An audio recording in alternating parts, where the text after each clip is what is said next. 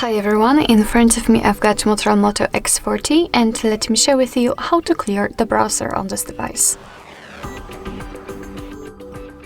So first of all we have to open the browser, and in my case it will be Google Chrome. However, no worries, basically this operation looks kind of similar in all of the other browsers which are commonly used.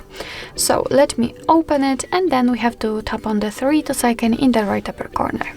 Then let's tap on the history, and as you can see here we've got all previously visited websites. So if you want to, you can remove them manually one by one just by tapping on those X buttons right next to it. However, if in your case this list is so long, then I highly recommend to simply tap on clear browsing data, as here we can automatically remove some sections. So in basics we've got the browsing history, cookies inside data, and cached images and files, and in advanced we've got also saved passwords, autofill from data, and site settings. So if you want to remove something, just make sure that it is marked, so I will remove everything. We can also change the time range from all time to, for example, last hour or last 4 weeks, 7 days, whatever.